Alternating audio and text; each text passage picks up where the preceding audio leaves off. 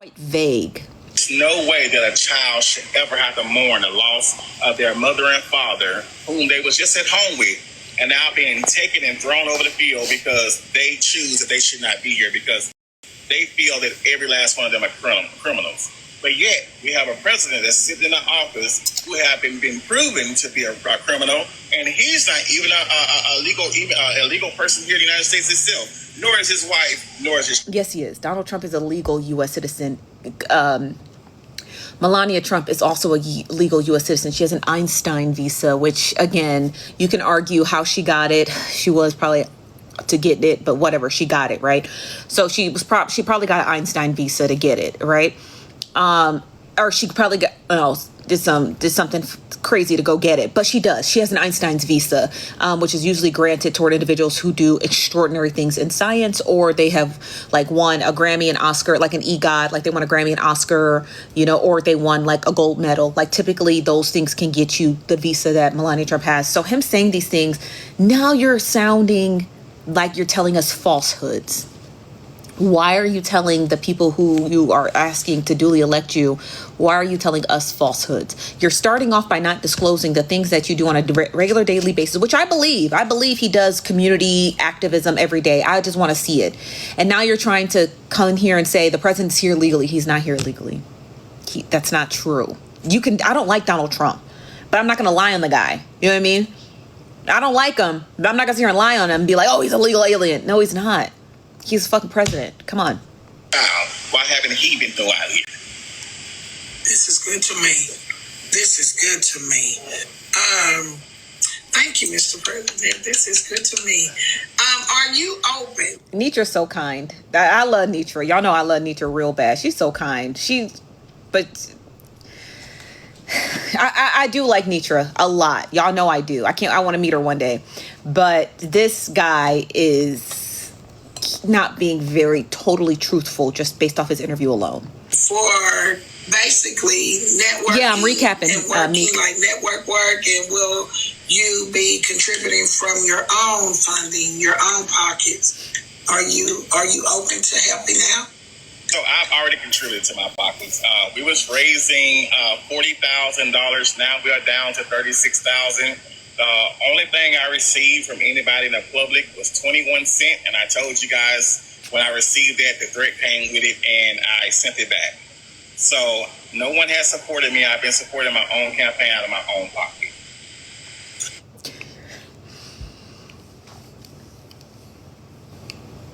That you can't do that. You can't do that. And you can't do that. You cannot finance your own election. You can't do it. There are campaign finance laws for a reason. Because we need to know where that money came from. That's why although campaign finance laws are quite ambiguous with super PACs and dark money, right?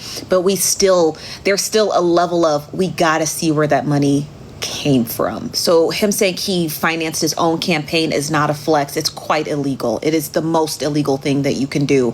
You have to have that money put into a specific account, and not just put into a specific account specific for your campaign. You have to tell us where it came from. You can't say, oh, I just took it out of my bank account. Okay, but where did it come from your bank account? And there's campaign finance laws that it's sounding like he's teetering on violating. So I just want to hear a little bit more about this, because now we're getting into a darker pink flag.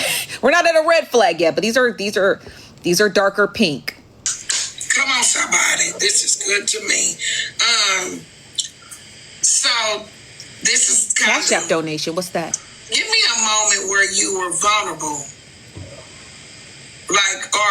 Because I think sometimes people get vulnerable, and when it's times like this, let me give a example. The other night, Mr. Slim God came up and he asked a question about basically negotiating your beliefs in order to get votes in. Is that something for us to worry about? Have you ever had those vulnerable moments when it's down and we don't know? Can you give us a time where you were vulnerable, and how do we work that? So, well, Well, let me say this. Since I've been running, and I've been running since actually last year, December of last year. But I actually came out February 13, I believe is the FEC says, when I actually came out and started telling people I'm running for president. The only vulnerable stage that I deal with as of today is to see my own people try to undermine what I'm doing. Because what's happening today? Right. It's because I'm so young. I'm 36 years old. They feel like I'm not ready for it. They feel like, oh, he's slow. Oh, he's this. Oh, he's that. Feel what you feel. But guess what? I'm going to keep pushing. Yeah. I don't think his age has anything to do with it. That's just me. I think he's a perfectly normal age. Barack Obama was pretty young too when he ran for president. I don't think it has anything to do with that. It has everything to do with the pink flags that I stated. The inability to do sit down interviews with other people that he chooses. It doesn't work that way. Him stating that, oh well, I don't have to post what I do online. Yes, you do. You're running for president and you need all of our votes.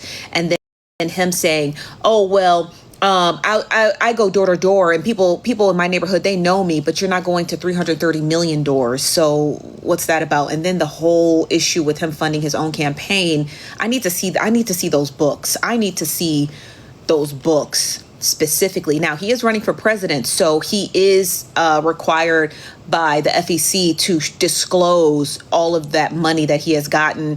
And when it does, I'll crack open his books because he has to submit them and we get to see them, right? I'll crack them open. And I want to see exactly where that money's coming from specifically. I want to see where it's coming from and how it's spent. So unfortunately, there's certain things he can't get around. You can't get around campaign finance laws. You may get around not posting what you're doing in the community for people to see. You might be picking and choosing who's going to interview you, but what you're not going to be able to obfuscate is campaign finance laws. We need to see where that money's coming from, if any money has come into your campaign at all. But again, I can't imagine it's any large sums of money because he's not properly campaigning. He won't even post what he does in his community on his website. His website is littered with AI images. I mean, and there's nothing wrong with that. But if you are actively in your community doing the things that you said you do, you wouldn't need an AI image to produce that. You should be able to take photos of all of the philanthropic and volunteer work that you're doing. These are just pink flags. Again, I don't think anything's are red flags. Even if Ms. Nidra sat down with Donald Trump, I'd be labeling red flags and pink flags all over the place. So that's just me and my background in politics, right? Anybody could be a red flag. Hell, I could be a red flag running for president. Okay?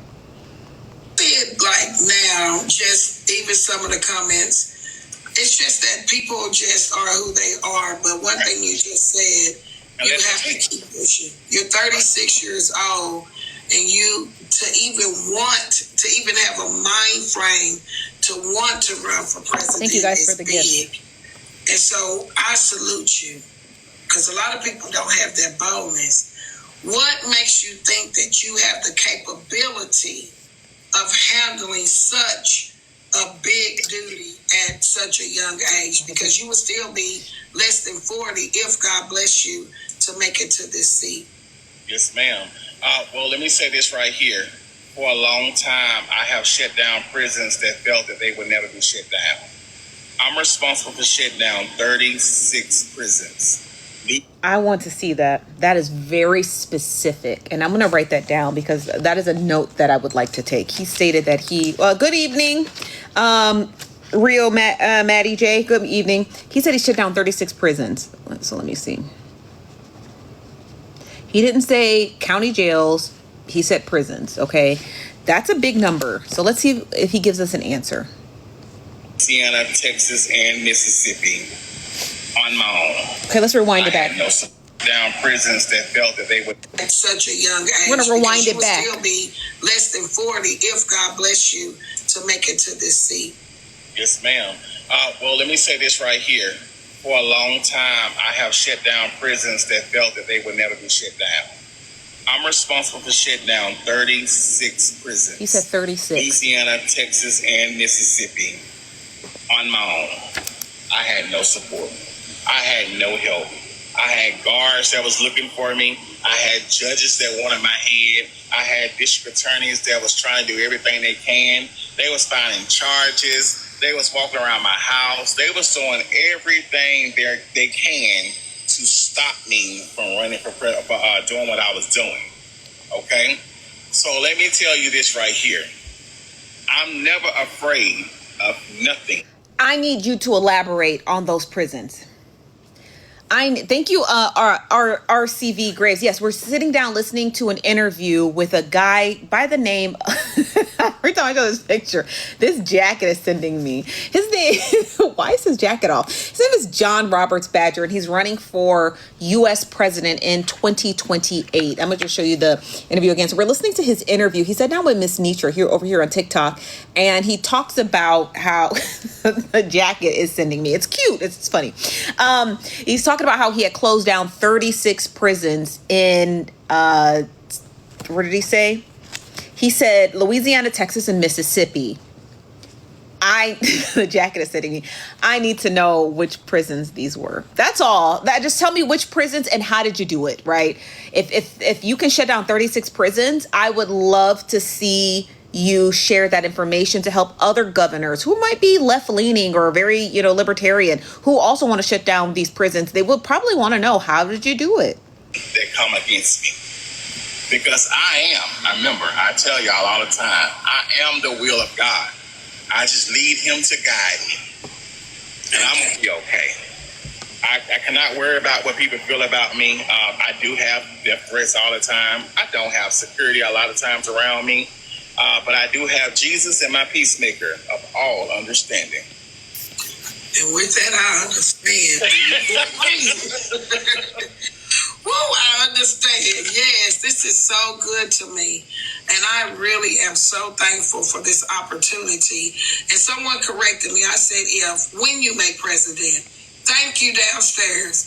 When you make president. Speak those things that are not as though they are. Do you believe that the educational system should be a considered focus point? Because our teachers are underpaid. They spend most of the time with our children, and they just don't get the acknowledgement that they so desperately deserve.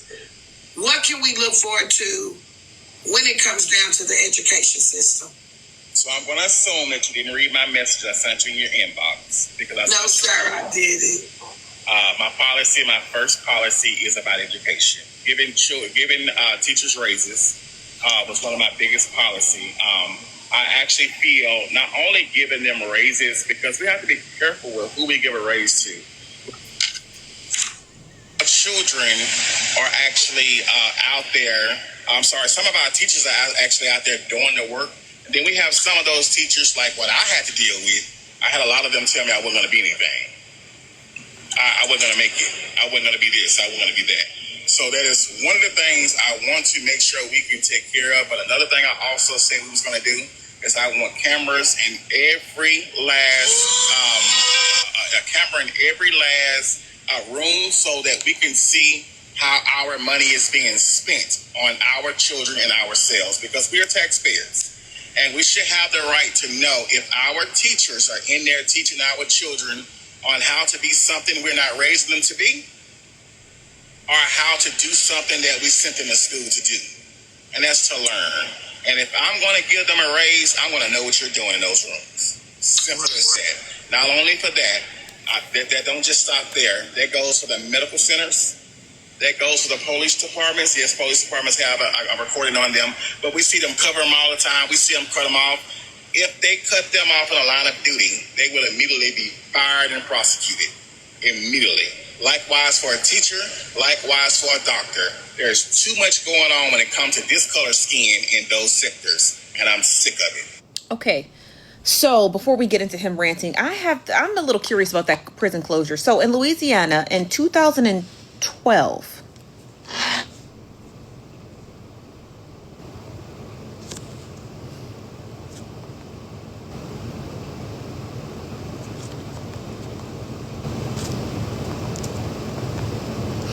in 2012, right, which would have made John Badger 23 years old. Okay, so I just want to just keep this as a frame of reference. He'd be 23 in 2012. So in 2012 in Louisiana, C. Paul Phillips Correctional Facility in DeQuincy, Louisiana, abruptly learned that they were going to lose their jobs. The 54-year-old prison was slated to close 2 months later and shut down on November 1st of 2012. Almost 942 prisoners were sent to another correctional facility.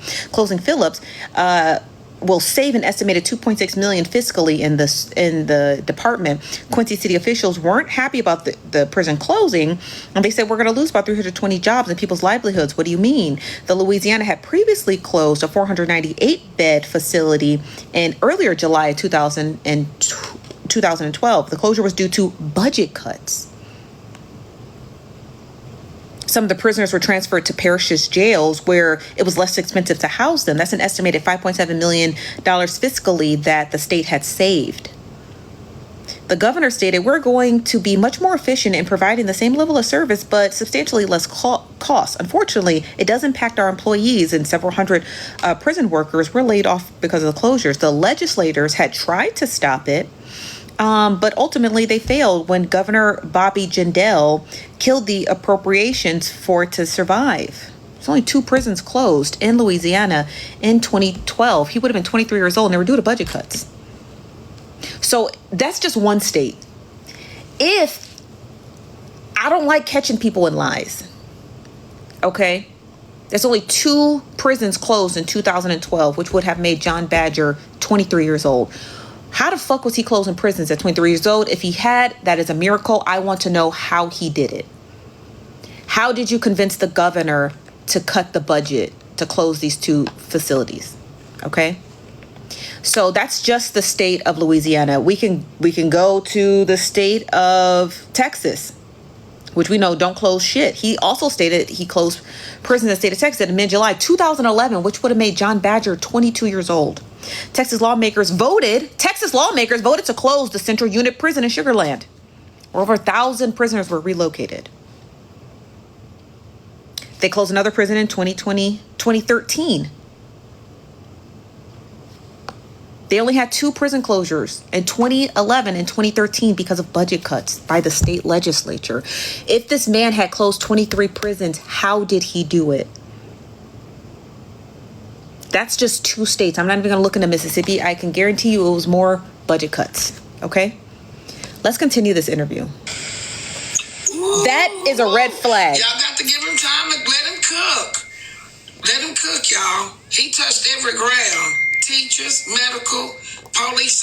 He said 36, right? I just listed to you 4 prisons, and 2 in the state of Louisiana, 2 in the state of Texas. Unless the state of Mississippi had 32 federal prisons and state prisons. I don't even have to look, okay? I'm here on the federal criminal defense attorney.com, who lists all of the closures of federal prisons. This website here. Unless the state of Mississippi, I'm not even going to scroll to Mississippi, but just for shits and giggles, they didn't even add the state of Mississippi on here because they didn't have any federal. Look, I'll show you if you can see. I don't know if you can see. It stops at the state of Texas, and it says the BOP bucks the trend. And then it says, conclusion, the state of Mississippi didn't lose any federal prisons. So unless you find me an article with 34 or 32 state and federal prisons that were closed by somebody, by the Wild West bandit by the name of John Badger, that is going to be a big red flag for me. Okay. Don't forget to take out your trash can. I took out the trash. Don't worry. Okay, let's continue the interview because now I'm getting annoyed. Officers, and we quickly doing that. Tell me this. We get a lot of housing. Now that you covered that, housing, funding, homeless shelters. Can we look forward to some better shelters to offer to these parents? Like even here, we have a homeless shelter for women to come to that are abused. But when you go in there, yes, we appreciate the benefits. But yes, can we look forward to some housing shelters? Like some apartment shelters, like give them a 3 to 6 month time frame, a year to get up on your feet, not a room full of other people and the exposure and no privacy. Are these things that we're able to say, hey, we lack in a lot of areas? Thank Is that something you. that you're open 821. So here's what I'm not going to do. I'm done with apartments. I'm done with packing everybody else's pockets. Thank you, 821. We're not doing that. What we're doing now, and again, I know you. Oh, that's Pretty Mamba. Thank you, Pretty Mamba. I did. We're going to actually start building Section 8 homes to be owned, not rented. We're done with that. People stay on Section 8 for 20 and 30 years because Section 8 continue to pay bills. Well, that. Whoever sent me this interview,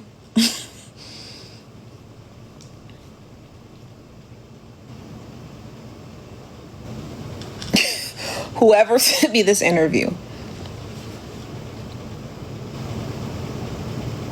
he said he wants to build Section 8 homes that can be owned. Section 8 specific guidelines of Section 8 is rental. That is the specific guidelines of Section 8 as a landlord and a tenant.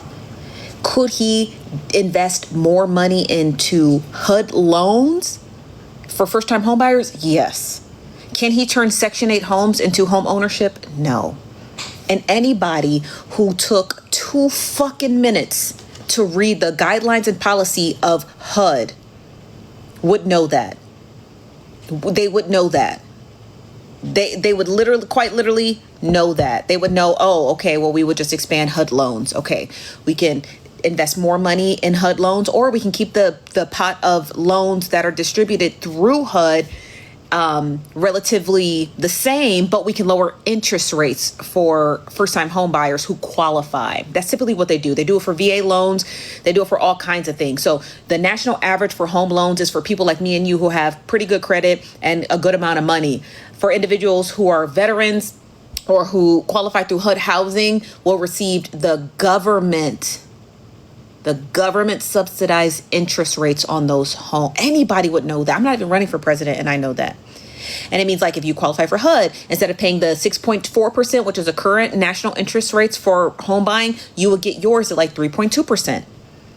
Typically, when inflation is down and the national average is like 2%, individuals who qualify for HUD and VA loans usually get it at 0%. They get a 0% interest rate loan.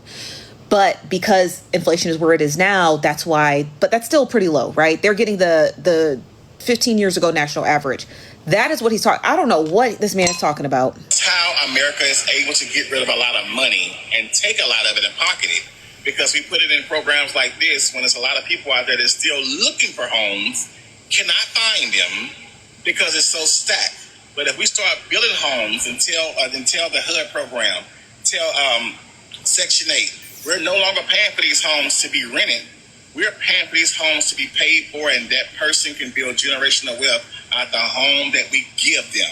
And they can pass it on to their loved ones, and their loved ones can pass. The government wouldn't do that. The government would just subsidize the loans. We did that. We've already seen that. That was during the big suburban boom of the 1950s and 60s that they did for white people. The urban sprawl is what they call it, or the suburban sprawl is what they call it. The government was giving people low interest rates to get mortgages. They were working in culmination with project developers who were building out the suburbs, and they were telling people, hey, if you get out of the city, we'll give you a 0% interest rate on those homes. And everybody was like snatching them up. But because of redlining, only white people got them.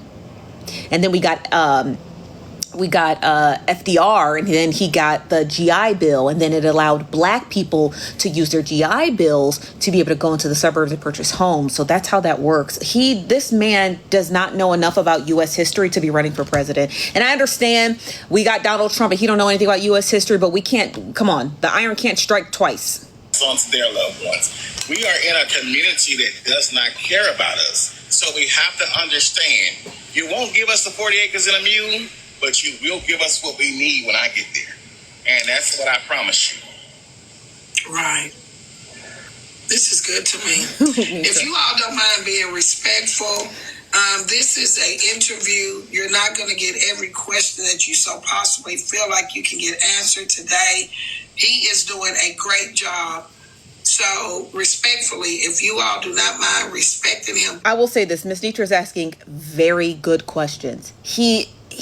But because she doesn't have a background in politics, like, she doesn't have a background in politics, but she doesn't have an in-depth background in, like, maybe, like, U.S. politics, his answers don't come across to her as red flags. And that's okay. Like, I could ask questions to a nuclear physicist and they can give me the answer, and a real nuclear physicist would be like, those are inappropriate answers. Like, that is not how nuclear fusion works, because I don't have an in-depth understanding of nuclear fusion. So she's asking fantastic questions. It's just she doesn't know that he's giving her a bunch of malarkey. He's really giving her malarkey. He's giving her a bunch of junk. You know what I mean? He's giving her a bunch of junk. And because she's not equipped to ask second questions or follow-up questions, it's you understand what I'm trying to say? She's asking fantastic. These are the same fucking questions I would ask. I would literally ask him that, but I would follow up. I'm like, okay, well, explain to me your U.S. migration policy, because all you're saying is that the president is an undocumented migrant. That is not true. Like, explain to me where you're getting that from. When he said, oh, I closed down 36 prisons in Louisiana, Texas, and Mississippi, I would ask him, how did you do that? And name at least 5 prisons you closed. Those are the follow-up questions I would ask him. In here, I won't be able to ask him every question in the book, but I do believe that we are touching some great bases. He's doing good. Please be respectful. What made you choose Democrat over Republican? So he is a Democrat. He's a Democrat. We have to go there. Well, let's just say this right here. The Republicans have a history, and I believe Mr. Slim touched on this. And it was factual what he said when he said every time that the Republican mess up something, they need a fixer.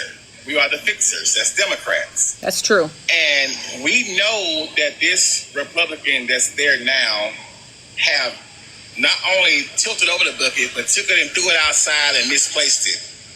And there's a lot of work to be done. They know that another Republican cannot go in and fix that problem because they can't be trusted anymore. Let's just take back that individual said what he was going to do, and he done it. Okay? And now I feel that a Republican would never hold seat again in this America. And if it is, it would be a very slim chance. And it will only be because Senate and House stack the odds against us, what they're trying to do in Texas right now with the mapping and what they're trying to do here in Louisiana with the mapping. That will be the only way they will hold a seat from this point on. This is good.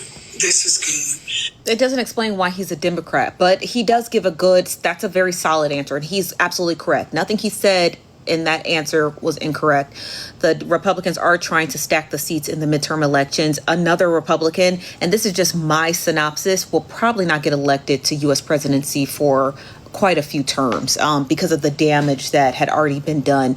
And I feel as though a lot of Republicans are not happy with how the economy is going. And so they're not going to see another president for quite some time. And that's good. That's good to say. But everything he said was accurate. Let me look here. I saw a question. How will he undo this big bill? Some of those are questions that, let me see. I won't undo it. I'll be getting rid of it. Okay. So someone is asking, where can they see your credentials? He said that earlier. You can go to the...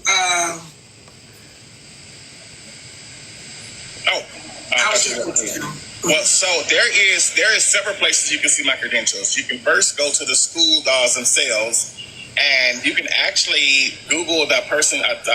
Go into the search bar and say student search. I learned this just last week, and you can actually search a student that actually been there, and they'll actually tell you what they did and when they finished. You can actually go to fec.gov.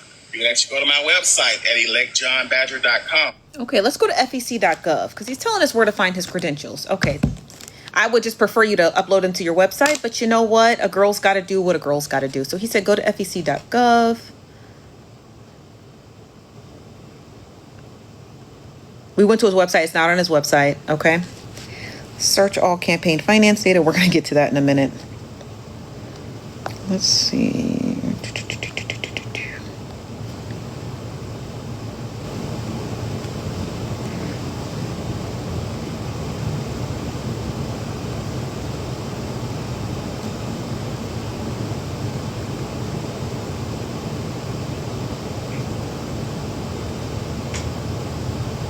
Okay, here we go.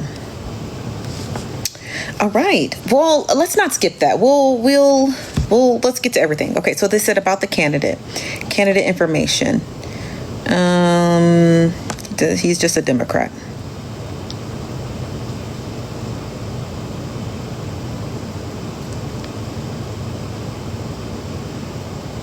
Very simple.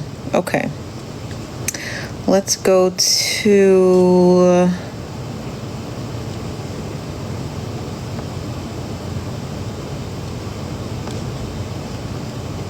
go to his FEC filings.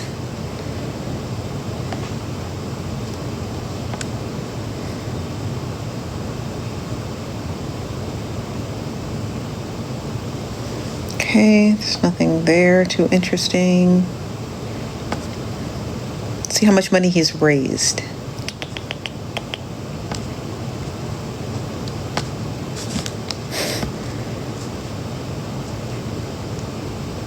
Okay.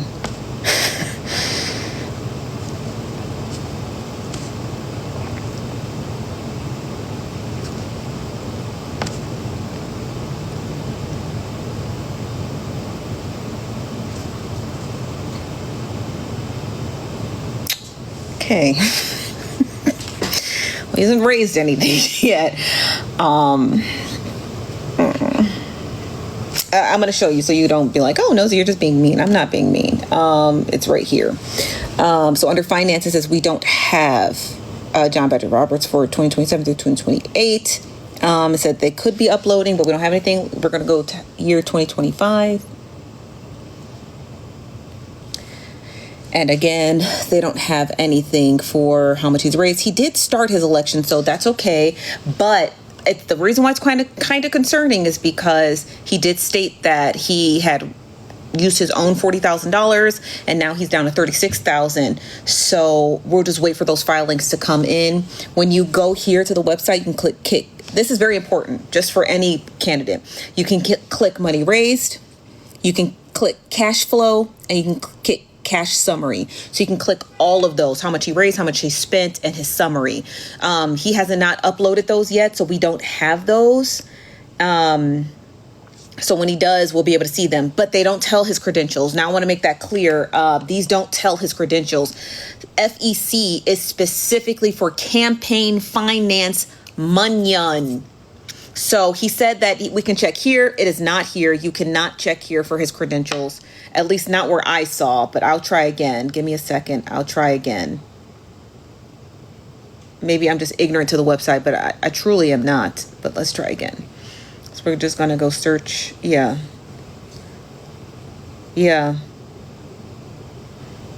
So when you go back to the main page, these are the only three markers. So this is a search campaign finance. This says help for the candidate and committee. And then this says search legal resources. There is nothing here that shows candidates' credentials. He said go to his website. We went to his website. There was nothing there. So let's hear how else we could find out what this man does. But I feel that my credentials shouldn't matter when our president now doesn't even have a high school diploma. So why are you concerned about mine? Hold on. I want to say student search. I learned this just last week. So I want to rewind it back because I want to hear him say it in its entirety. Well, so there is several places you can see my credentials. You can first go to the school themselves. And you can actually Google that person, go into the search bar and say student search. I learned this just last week. And you can actually search a student that actually been there, and they'll actually tell you what they did and when they finished. You can actually go to fec.gov. You can actually go to my website at elect. The first part, he doesn't say what website to go to the student search. He doesn't tell us where. He just says you can go to the student search, but he doesn't say where we go to the student search. He then states, you can go to fec.gov, which again, you cannot check there for his credentials. You can only check there for his campaign finances, what he's spending on a daily basis and how much he's raising. The third place he says to go is his website, but we went to his website, his credentials aren't there. And I'm trying to give the guy a leg up. So I want him to come back online and tell us, how do we find your credentials? Can you just show us your diploma? JohnBadger.com. But I feel that my credentials should matter when our president now doesn't even have a high school diploma. The president does have a high school diploma. Donald Trump is a cheater and a scallywag, but his degrees are real. They're real. He went to Fordham. He dropped out. He went to the Waldorf School, Penn's Waldorf School of Business, and he got his bachelor's. Donald Trump does have credentials, regardless of who cheated and wrote his test and did his test for him, or if he was just a straight D student. It doesn't matter. He graduated from those universities. He withheld his transcripts and threatened to sue the schools if they release their transcripts, even though presidents typically release their transcripts. He threatened to sue the schools if they release his transcripts for whatever reason, but they only, the Waldorf School did state he graduated, but we don't want to get sued. But he did graduate. Now, we can't tell you his grades, but we can tell you the nigga got a diploma. That's all we know. You know what I mean? So it is true. But Donald Trump does have a high school diploma and a bachelor's degree. So why are you concerned about mine? Thanks. So one of the Cumming cousins, what do you believe is the greatest threat facing the United States, and how will you address it? World War III. That's the greatest threat facing the country right now. We have a problem with racism. What schools did I attend? I got my GED, and then I attended Lakeland Community College in Mentor, Ohio, and I got my associate's degree in science, and then I attended Elmhurst University, and I got my degree in political science. And no one wants to talk about it. You can look that up. But we're going to have to talk about it. There's going to have to be a seat at the table. And let me be the one to let you know that I'm going to create that space. And we're going to have a word. Because racism either going to be stopped, or we're going to draw the red line. Just like they draw the red line. And if you don't want to be around us, it's two ways you can get up out of here. Land and air. Bye-bye. We're not dealing with it. That's good right there. Sounds crazy. So you just basically talked about the police officers and cameras and things like that. What type of screenings can we look forward to when hiring police officers, people that are in higher positions? What type of screenings can we look for? So, first of all, starting off with the police is already existing. Every officer that is on the force as of today, I don't care if they've been on there for 90 years, will have to take a constitutional course because they take an oath to serve the Constitution, but don't even know what it is. They take an oath to protect the Constitution, but yet they protect state laws. They protect. Okay. I don't like police like the next guy, okay? I most certainly don't. But police take an oath to their state constitutions. That's what that not the U.S. Constitution, the state constitution. Federal officers, CIA, FBI, U.S. Secret Service, military members take an oath to the U.S. Constitution. The U.S. Constitution. Police officers take an oath to the state. Every state has a constitution. That's that 10th Amendment in the U.S. Constitution that says if we don't know what the law is, we leave it to the states' rights. That's the 10th Amendment. That's what gives each state their governing body. It gives them their constitution, right? If you want to get a hunting license, it's not in the U.S. Constitution because it didn't exist when the Constitution was made. That's what states' rights do. The states' rights have the right to govern the things that our founding fathers didn't know would exist in 150 years. They didn't know driver's licenses would exist. So that's why they said, well, we'll leave that to the states. Things are going to come up in 150 years that we're not going to even be privy to. So we're going to give the states the rights to govern specific things like driver's licenses, fishing licenses, stuff like that, right? Simple things that our forefathers didn't know, but but police officers take an oath, even though they violate it every day. They take an oath to their state constitution. Policies, and policies is not the Constitution. Okay, so that's the problem we are having today. And everyone, like I said, every officer there, new or old, will have to go back to school, take a constitutional class, and if they refuse, they will be immediately fired and misplaced. And the payments they're receiving today will drop drastically if they do not take that course. If they're not in that course within a 6-month period after I hit that seat, and this is your jurisdiction, their payments will drop drastically. We are not giving them all this money. I want to take this guy so seriously, but I'm having a hard time. Like, I mean, I'm taking him seriously, but I'm just like, there's just so many red flags, and this is To misuse us or do what they want to do. No, you're going to learn the Constitution. The Constitution needs to be learned. He's right, though. So He's right. He's right about the police. The police do need better training. They do, and their training should be governed by the federal government, not the state.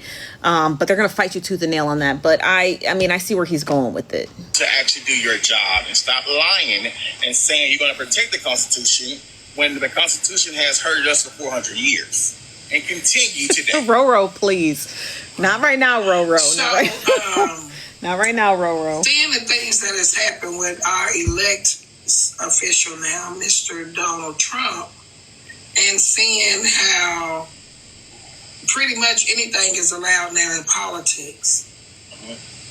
How hard, with background and everything, do you feel as though you stand a chance when it comes to this upcoming election, going up against different people and the things that they have allowed? Do you feel like that it's going to be hard? I feel like that if I'm like this right here, if you paint a line before me, I'm gonna walk it. So I say this right here. They come at me sideways, I'm going back the other way. Okay? What does that mean? I'm gonna try to take the high road, but I'm gonna meet them where they stand. So wherever they want to go with this is where I'm willing to go with this. And yes, I'm already prepared for that. I'm prepared to be called young. I'm prepared to be saying I'm not this. I'm prepared to be saying you're this, you're that, you're incompetent. I'm prepared for all those things because you have to understand, and everybody has to understand, I'm a black man in America. I was born guilty of everything. We have to clear out. Right. So I do have one of my followers downstairs, Jeremy, and he stated that he keeps hearing us, and he is a Caucasian man. So is this election PowerPoints just strictly for one race? Because you know votes consist of all. So is there a focus point for Caucasians as well as African Americans, or is there is points for everybody out there. I speak of us because I'm here with a group of us. And if that offends you, I apologize. That is not my goal. My goal is not to X out those people. I have them in my family, all in my family. As a matter of fact, I have biracial nieces and nephews. My sister-in-laws and brother-in-laws are Caucasian. I have nothing against Caucasian people, but I say us because I'm in here with us. But I have, and those policies that apply to us will apply to you too. I'll say this right here though, if you're one of those racist ones, then if there's going to be an issue for you here in America, I'm going to let you know that right now. We're not doing it anymore. We're going to have to stop that. When I say equalness all across the board, I'm going for the highest office in the world. And this office is going to be equal. It's going to be equally color worked. It's going to be equal pay. And I'm talking about equal when I say woman, man, woman, or whatever you want to call them. There will be equal all across the board. I will not take the foolishness from anyone. And he needs to hire a speechwriter. He needs to hire a speechwriter. He desperately needs to hire somebody who will deliver his talking points for him, because he sounds very like all over. He's all over the place. He's like here and there and everywhere. He needs to hone in his message very clearly. You know what I mean? Like, that's why Obama was so effective, because before Obama was a politician, he was a writer. He knew how to write. He knew how to convey a message. Obama didn't have speech writers. He had editors who edited his work grammatically, but he wrote every last one of his speeches, every last one of them, because he enjoyed it and he believed in it, right? You can say what you want to say about Obama. The nigga can talk, and he could talk to a lot of crowds of people. He talked his way to the White House. So when it comes to elections like the presidency, it's about how you speak. The reason why Donald Trump got elected the second time, I think he cheated. The first time is because he ran his speeches off of populism. Populism is blame somebody else for your issues. That's what populism is. It's going with the most popular narrative and making it into your message. That is what populism is. We've seen that across all different political spectrums, from Fidel Castro in Canada to Netanyahu to Muammar Gaddafi to any of the fractured and new and emerging nations in Africa, and including Bolsonaro and you know, Turkey or whatever, right? Or Erdogan in Turkey. So we've seen populism. It's very popular. You're just saying the most popular, catchy things to get voters. Populism works too, but populism goes to the lowest common denominator. You don't have to be quite smart to use populism. You just say stuff that really riles up the base. He needs somebody to write down his talking points. Like, you need to be able to have quick, fast answers like that. Because when you're on the debate stage, you don't get 20 minutes to monologue. You got to be able to say, okay, Mr. Badger, what are you going to do about the homelessness issues and the housing issues in the United States? You got to be able to give a quick, fast soundbite and move on to the next person.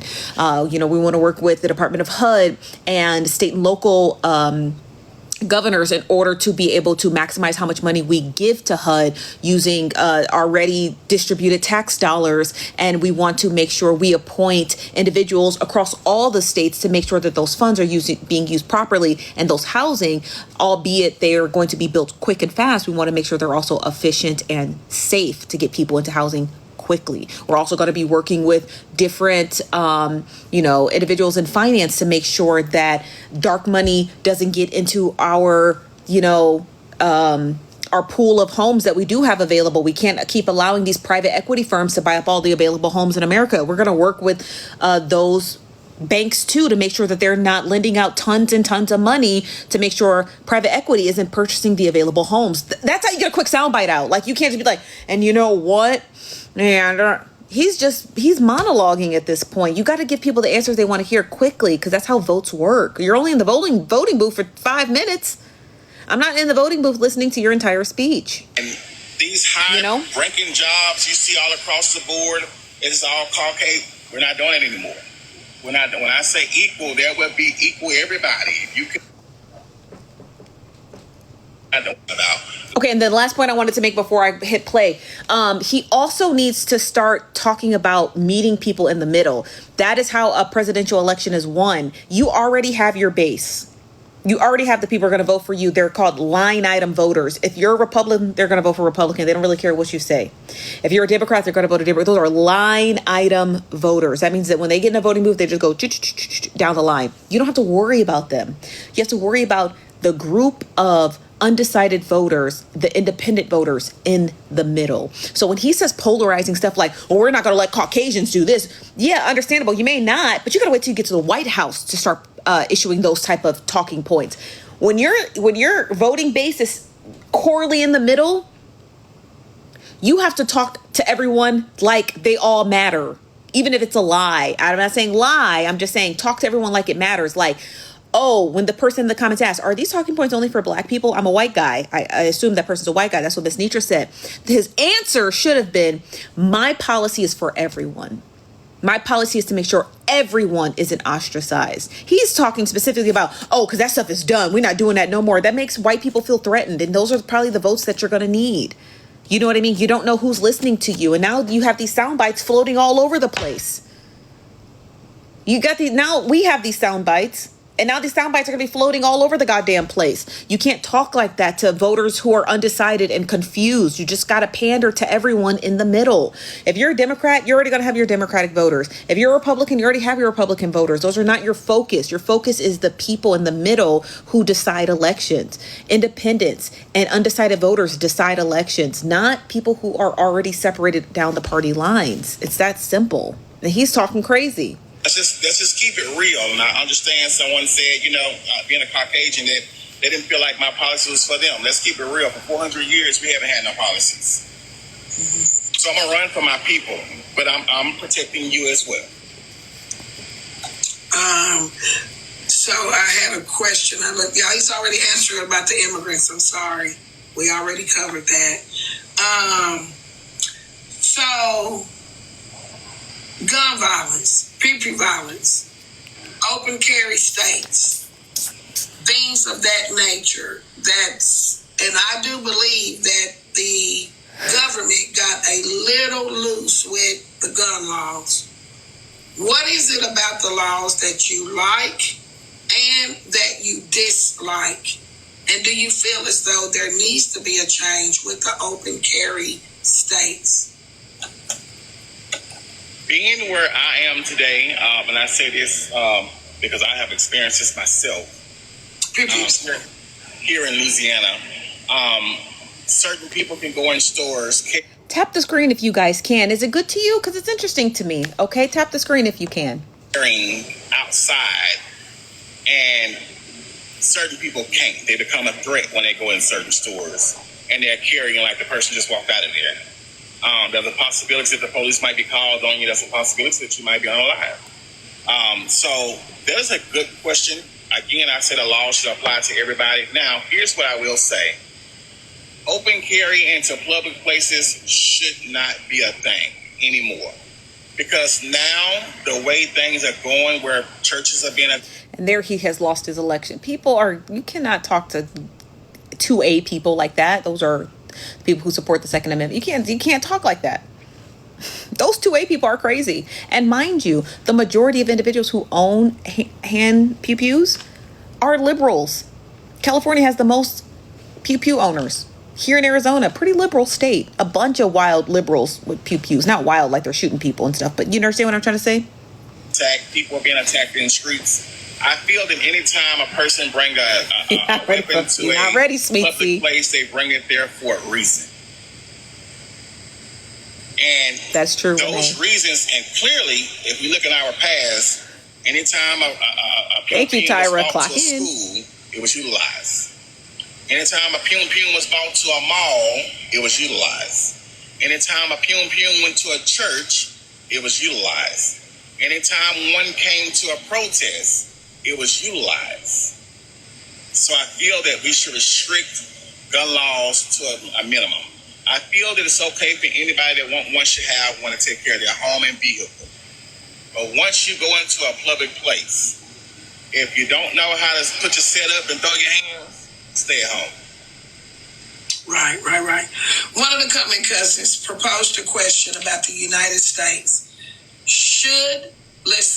Will you propose that the United States should engage in a new strategic security plan and talk with China and Russia?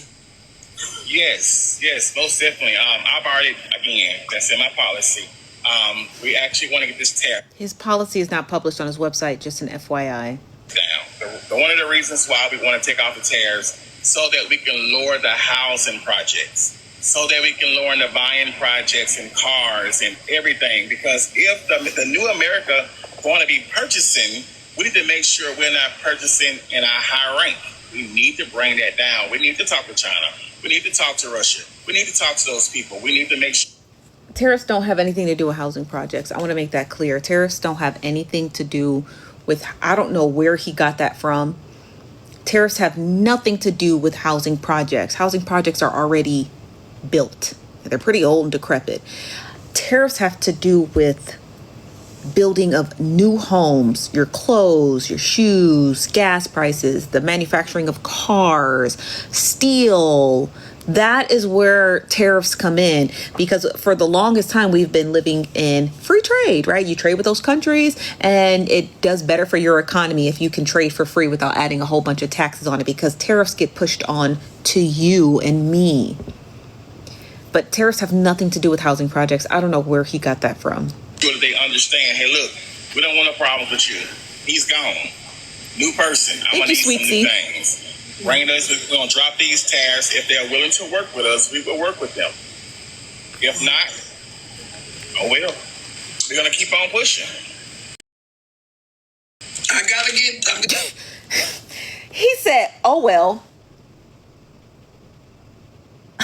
No, you literally can't say, oh, well, when it comes to tariffs, you have to work with those. If the president has to spend 30 days and 30 nights in China with President Xi Jinping in order to reduce those tariffs, right? Because when one president raised tariffs, it gives the other country an upper hand when we have an election. Remember, there are no free and fair elections in China, so it's always going to be Xi Jinping. There are no free and fair elections in Russia, even though we don't trade a whole lot with Russia. There's always going to be Vladimir Putin. So they can wait out every president. That is their advantage over the United States, is that every 4 years they get the negotiation rights. We don't. So whatever the last president does, the new president has to come in and counteract those negotiations.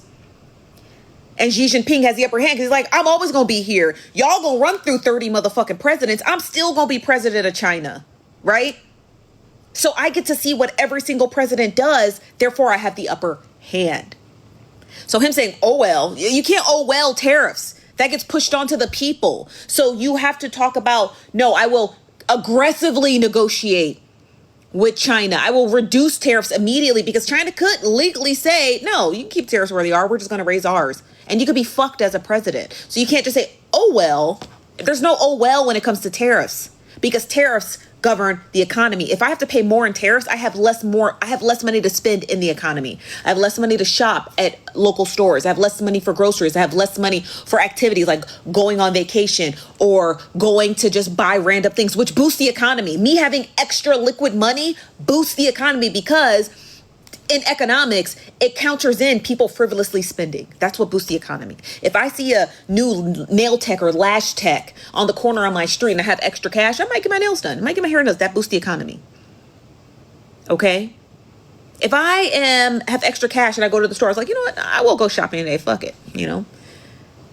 Although I'm spending this money and I could be saving it, I'm going to spend it anyway. I'm going to do it anyway. That is why that's why Americans need to have additional funds. We don't have that. Well, I mean, I have that, but most people don't have that. You understand? I'm going to get a question in. Please interview him. Do you think he'll let me interview him? And maybe not. If he's watching this, he's most certainly not going to let me interview him, but I would be happy to interview him. I want to ask you, kind of backpedal a little bit. Convicted felons. My husband being one, not ashamed to say it, part of this interview. Okay. But my husband went to prison on drug charges, right? Almost 30 years ago. But he cannot own a pew-pew. Convicted felons, if you have been convicted, I would like to know, what is your stance or thoughts on people that don't have violent charges and they're convicted felons? Like, they didn't go out and unalive somebody's family, didn't rob somebody for their belongings. And what is your stance on allowing convicted felons one screen to be able to have pew-pews to protect themselves? That's a great question. Not only pew-pews, I want to start all the way back from misdemeanors. Misdemeanors should go no further than a year and then be taken off the record. I'm not talking about you have to go get them paid to get take them off. No, we're going to stop that. We're going to stop that high expungement bill. Sometimes it takes people almost $1,000 to $2,000 to take that gets things off their record. First of all, it's nothing but a piece of paper. Let's stop the high costs. You're packing the system with people's money, and we know what group of people are being targeted the most. Okay, so when I say that right there, I'm not just talking about just misdemeanors. We're going over to felonies as well. People with felonies, if you have a felony and you have been a felon for 3 years and you have not did anything wrong, that felony should be off your record. You should be able to go back to work. You should be able to vote. You should be able to have a pew-pew. You should be able to do whatever you want to do, as long as that felony was not something that you went and hurt somebody with or did something that was egregious and we can't come back from. different ball game. But we're going to start shortening up the times for misdemeanors. Misdemeanors should not be nothing but 1 year. If you had a misdemeanor on your record, it should be gone in 1 year. That's also goes for tickets. So the insurance companies is using tickets to bring our insurance up really high. That's true. We're going to stop that system. We're going to stop that we're going to just take that all the way out. What we're trying to do is actually focus on investigating the insurance companies and actually giving people back their money, because a lot of people have been overcharged just for being in a certain area, just for being in a certain zip code. I know I work with over 136 insurance companies, and that was one of the biggest things. If you live in a certain zip code, you got to charge a certain thing. I need to see, he talks about a lot of stuff he does, and based off of the lies we caught him in about those prison systems, I need to see what he does. I need to physically see what he does. I need to see what you do. I need to see what you do, because he's doing a lot of yip yapping, and we've already proven that there's only been 2 prisons closed in Texas and 2 prisons closed in what state was that? In Louisiana. And he said he closed 36 prisons. We couldn't find 36. We found 4, and he had nothing to do with them. They had to do with budget cuts that was voted on by those state legislatures. Was he a part of those budget cuts? He's not telling us enough. I'm sorry. He's not telling me enough. And I'm concerned if people have given him money. But based off his campaign finance laws, it doesn't look like he's gotten any money from any people. So I'm not too concerned, because he hasn't raised any money, and he hasn't produced those campaign, he hasn't produced the receipts for it yet. So I can't imagine anybody's giving him any money, because I haven't seen any. So I do have a question. Now, earlier you said something about really what, Roro? Removing pew-pews altogether, but some people gonna have a hard problem with giving up their protection, walking in the store with it. Some people are in the store with that protection because those fools that do bring it in because they want to pew-pew the whole school. I believe that there should be door security inside and outside of every education system, every school, colleges. They wouldn't do that because white people don't want their kids to feel like they're being policed. When I went to high school, I went to East Tech. And yeah, we had police officers outside our school and metal detectors. That was the norm. That was normal for us. So when I went and visited friends at their suburban high schools, I was like, oh, y'all ain't got metal detectors? My friends were like, why do we have metal detectors? I was like, oh, I do. So it's a very normative thing, but white people aren't going to do that because they don't want their kids to feel like they're being policed, even though based off statistics, they should have metal detectors. Kids school, pre-K daycares. I do believe that there should be standing security at these schools every single day. His name, hold on, I'll pull up his thing. This guy, this sweater cracks me up. His name is John Badger. Why he's wearing a half jacket, I don't know, but I think it's so funny to me. But this is his name. His name is John Robert Badger, and he's running for president in 2028. With that being said, I believe that teachers should have pew-pews in their desks. So how do you accommodate that feeling? Because teachers should be able to have a pew-pew at school, because a lot of these school unalivings, teachers are in the classroom barricaded with the kids with no protection. So how do you feel about that? Well, I'll say this for one. In this day and climate with the children that's out there that's not getting in-home punishment, that's going to school, doing whatever they like. I take that child and I put them in a classroom and I say, okay, we're going to put them with a young lady or young man who has inside mental issues that we don't know about. And we have gave them a pew-pew to protect our children. Now our children become a victim. Good. That's a good point. Yeah, he does make a good point. Like it's a scale. That's something I would never, ever do with a teacher. Now, with the security being in the schools, they're already there. What we have to do is take out the scary security and put some in there that actually don't mind about running into the problems. Because those are the problems we had in Texas when I was in Texas just not long ago. They had a gang load of security at the school. They ran out the school behind the trees. He's talking about Uvalde. And waited until the last shot was fired. And then they wanted to go in. So That's the problem we're having. We're not having issue with the police. We're having issues. They're scary. But yet, you go to a woman and you want to utilize your abusive force on her. Hey, goddess. But when a man with a firearm that you swore to protect from other people, you have a problem. So it's not that they're not there. It's that they're scary. Right. This is good to me. I'm glad I asked you that question so I could get that answer, that response. That's a good response because a lot of people will not want to send their children to school knowing that there is a teacher there and you don't know her screening. So I do think that we should have that. So now I want to dig a little deeper. Childbirth, abortions. We know and we have heard that now women can't do what they want with their bodies, certain areas. Some of these women are victims of SA, and this gets deep. And being told that you cannot get rid of a rapist child is disheartening. What are your thoughts on forced forced births, basically? How do you feel about the